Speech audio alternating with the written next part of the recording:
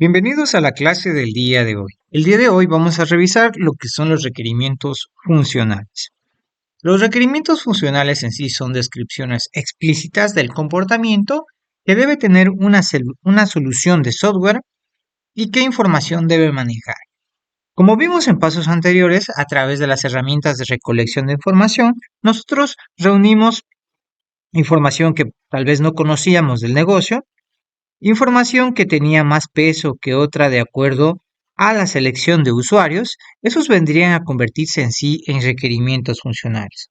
Por lo tanto, todos estos requerimientos, de acuerdo a la solución de sistema que nosotros planteamos, vendrían a ser las funciones que va a ejecutar el sistema. Los requerimientos funcionales también buscan satisfacer lo que son las necesidades de los interesados del proyecto. Los interesados del proyecto en sí se denominan o son los stakeholders, es decir, todos los que tienen una relación con el proyecto de manera directa o indirecta. Estos requerimientos también describen o expresan el comportamiento y qué información debe manejar, como dijimos en el concepto principal, y proporcionan una descripción suficientemente detallada para permitir el desarrollo e implementación de esta solución, y son los que más influyen en la aceptación del sistema. Los requerimientos funcionales tienen un cierto nivel de granularidad. Granularidad significa una especie de descomponer de mayor a una menor amplitud el comportamiento de un proceso o de un software según más especificaciones funcionales. Entonces, si nosotros le damos a un software más granularidad, vamos a tener más detalle o más funciones. Vamos a ver el ejemplo de un requerimiento funcional o cómo se plantea. Vemos entonces aquí que, bueno, lo que se requiere es realizar transacciones a una cuenta corriente o con la cuenta corriente. Para hacer esto, luego de hacer esto, bueno, haríamos una transferencia de una cifra a una cuenta corriente de una cuenta a otra. Como tercer paso, se validaría la tarjeta y la contraseña del cliente y como cuarto paso se garantizaría que la suma de las transacciones del cliente en ese día no sea superior a $5,000, más que todo por cuestión de seguridad. Entonces, esa es la parte de un requerimiento funcional, pero si nosotros le ponemos más granularidad, tendríamos algo como esto, ¿no? Primero, verificar si la tarjeta es válida. Segundo, verificar si la transacción elegida es compatible con el tipo de tarjeta. Tercero, verificar si la contraseña es la correcta. Cuarto, incrementar el control de errores de acceso. Tal vez si es que la contraseña fue fallida o se ingresó mal, mandar un informe que está incorrecta o venir a bloquear la tarjeta después de varios intentos. Y bueno, y luego cambiar a cero el control de errores, como decíamos, algunas validan una, dos veces y luego la bloquean, algunas tres veces, algunas, bueno, al siguiente día ya se viene a reestructurar. Entonces, ahí le estamos agregando como hacer más funciones a nuestro sistema, más granularidad. Los requerimientos funcionales de un sistema en sí incluyen primero, los datos que deben ser ingresados al sistema. Entonces, si yo quiero describir un requerimiento funcional, por ejemplo, pondría mi sistema de facturación sería capaz de receptar los datos básicos del cliente, como lo que es sus nombres, su dirección, su teléfono y su correo electrónico. Sería eso, basta, ¿no? También va a describir las operaciones realizadas por pantalla. Es decir, el sistema va a permitir, como poníamos el ejemplo anterior y algo similar, por ejemplo, realizar compras en línea, hacer pagos en línea. También describir lo que son flujos de trabajo realizados por el sistema. Una vez hecho el pago, el sistema comprobará si este fue válido, si se depositó en la cuenta correcta, entre otros. También describirá reportes del sistema y otras salidas. Por ejemplo, el sistema será capaz de generar un comprobante de compra-venta, el sistema será capaz de imprimir un reporte de inventario, el sistema será capaz de imprimir un reporte de asistencia, entre otros. También definiciones de quién puede ingresar datos en el sistema será capaz de permitir que el usuario ingrese sus propios datos, el sistema será capaz de permitir búsqueda de tal información, cómo el sistema cumplirá los reglamentos y regulaciones del sector o general. Entonces, como decíamos, cada empresa, cada compañía, cada negocio tiene lo que son sus reglamentos. Por ejemplo, qué sé yo, como decíamos en el caso tal vez de una biblioteca, ¿no? Entonces, por ejemplo, el sistema no permitirá prestar más de un libro, entonces se tiene ese reglamento que solo se pueda prestar un libro. Bien, Vamos ahora a pasar a lo que son los requerimientos. En cambio, además de los requerimientos funcionales, tenemos también los requerimientos no funcionales. ¿Por qué no funcionales? Porque, bueno, básicamente los requerimientos no funcionales son los que nos van a representar características y restricciones de la aplicación o sistema que se está desarrollando. Entonces, son bastante necesarios, aunque lleven esta palabrita de no funcionar. Los requerimientos no funcionales en sí se basan en lo que es a veces el producto o en lo que es también el servicio y más que todo se basan en la parte de la eficiencia. ¿Qué significa la eficiencia? Cumplir a tiempo cierto proceso de una manera adecuada. Por ejemplo, el sistema será capaz de procesar n, como sabemos n es una constante, es cierto número de transacciones por segundo. Toda funcionalidad del sistema o transacción del negocio podría responder al usuario en menos de 5 segundos. Como sabemos, el usuario quiere que una transacción sea rápida. Si demora mucho, tal vez ya podríamos decir que, bueno, tal vez el sistema se colgó, hay por ahí algún error. El sistema debería responder en ese tiempo. El sistema será capaz de operar adecuadamente con 100.000 usuarios con sesiones concurrentes. Como sabemos, hay sistemas a veces que cuando entran demasiadas personas, estos se vienen a volver lentos, a saturar, a colgar. Entonces, nos estamos refiriendo a eficiencia. Otro, los datos modificados en la base de datos pueden ser actualizados por todos los usuarios que acceden en menos de 2 segundos, ¿no? Entonces, el sistema también va a permitir que, bueno, cuando yo actualice algo, esto se guarde de una manera rápida. Eso sería en cuestión a la eficiencia. También tenemos en cuestión a la seguridad y lógica de los datos. Por ejemplo, los accesos al sistema podrán ser cambiados solamente por el administrador, ¿ya? El sistema puede desarrollarse aplicándose patrones y recomendaciones que incrementen la seguridad. Como por ejemplo, los celulares tienen, como sabemos, patrones, huellas, códigos, pines, detección facial. Entonces, en cuestión a seguridad. Todos los sistemas deberán respaldarse cada 24 horas y se van a almacenar de una manera local. Bueno, como sabemos, es importante también el respaldo por si acaso haya tal vez por ahí alguna caída, pérdida de información o robo. Es importante que también esto se respalde y no solo tal vez en otro lugar, sino también en la nube. Ejemplo, todas las comunicaciones externas de los servidores deberán estar encriptadas, ya como sabemos, bueno, la parte de seguridad.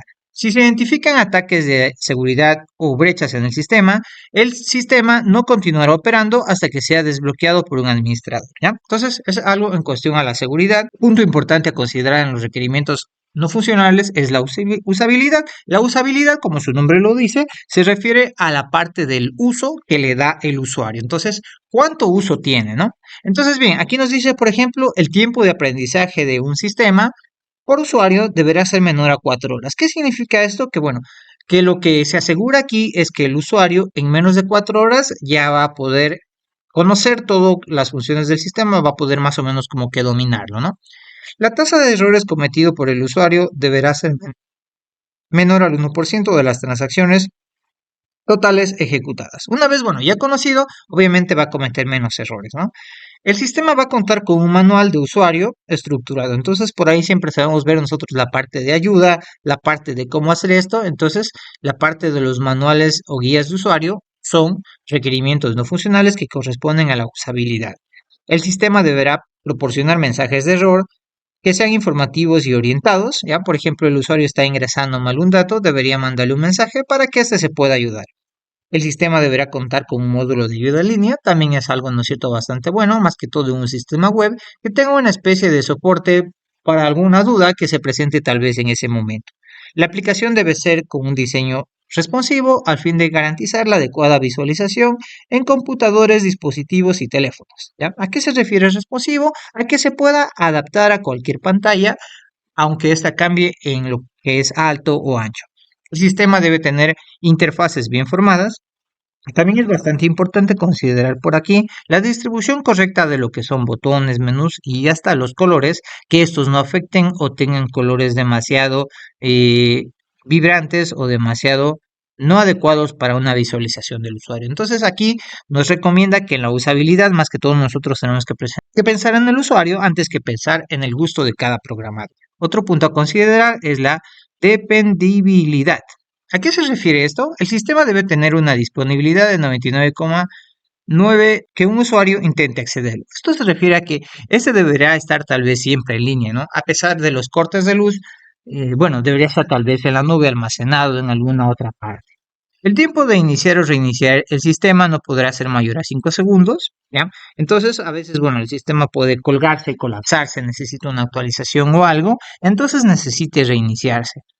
Entonces esto debería hacerse tal vez bastante rápido. Poniendo el ejemplo de un computador, cuando nosotros reiniciamos el computador, por ejemplo, y empieza esa parte de las actualizaciones automáticas, sí es bastante molesto porque sí toma por ahí varios minutos, ¿no? Entonces algunas personas tienen, por ejemplo, a forzar el apagado, lo que puede causar un daño en el sistema.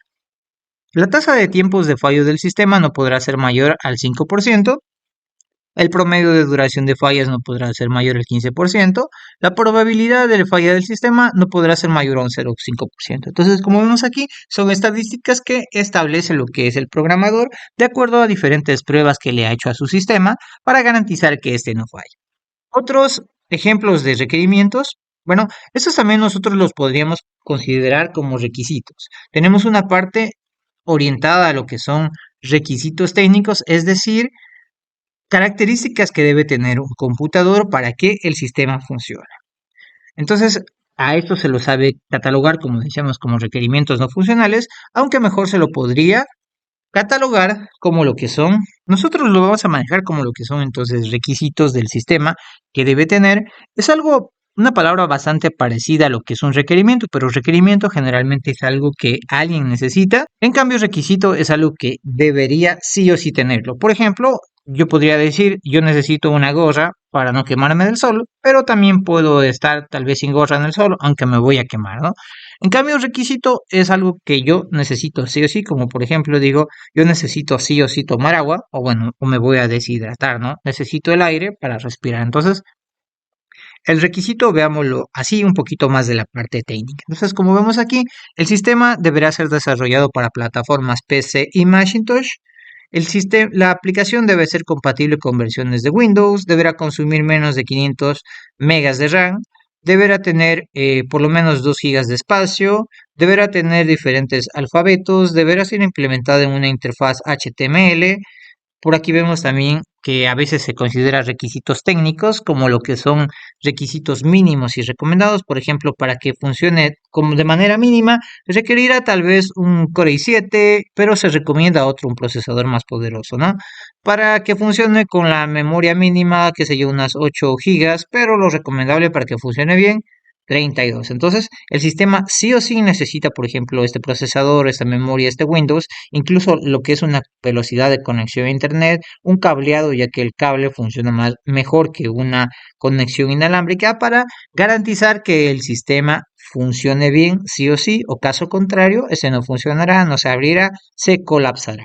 Entonces, esto es en cuestión a lo que son los requisitos. Tenemos lo que son requerimientos funcionales, requerimientos no funcionales, y como parte de los no funcionales vienen también lo que son los requisitos, o como sabemos decir, requisitos técnicos del sistema.